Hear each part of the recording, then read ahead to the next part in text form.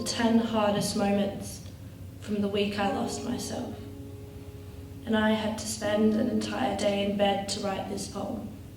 Half the words were like acid reflux fighting to get out and dance with my tongue, but I knew that if I did at the wrong time, it would tip me sideways, make everything in the room fall to the left.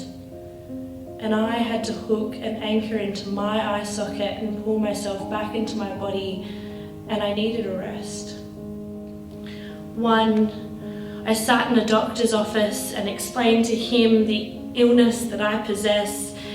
It's nice to know that even though it prevents me from actually finishing my degree, I probably deserve a PhD in all the ailments that are under my duress. And I don't know how to tell you what it felt like when my grip on the room was gone, flesh torn, as though he was a memory, a movie, a distant realm of reality.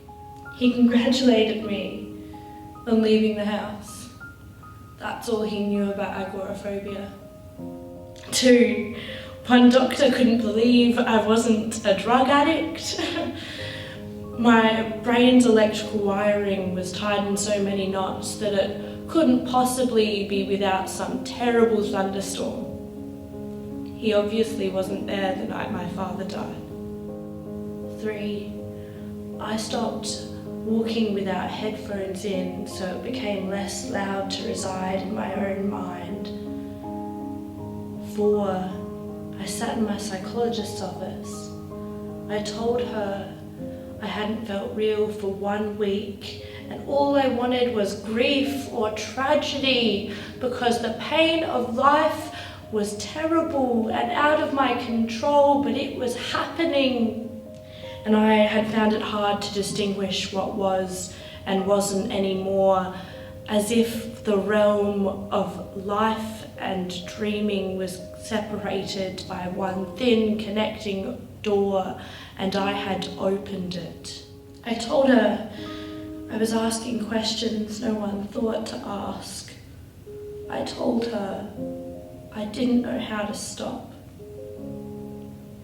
She helped me breathe into a small room for a little while until I lost the feeling that I was going to wake up. 5, I stopped looking people in the eye for fear they would see I didn't own mine. 6, I read somewhere that people with panic disorder are not schizophrenic, but it is normal for a psychology student with panic disorder to convince herself she's schizophrenic.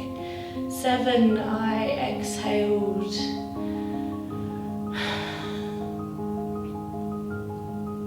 This all seems hilarious and laughable, but I'll tell you now that if it didn't go away, there was no way I was going to keep living.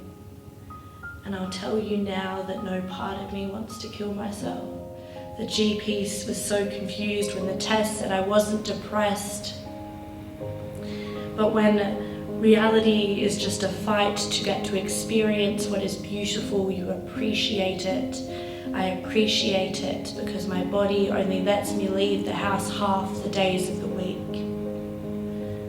8, before my transparent skin found colour again, I stopped writing. For fear my hands would open so many boxes of my mind that the carefully curated ecosystem would fall apart. I'm learning now that there is nothing dangerous about writing in the blood from your heart. 9, it left as seamlessly as it began. 10, I still wonder if it hasn't.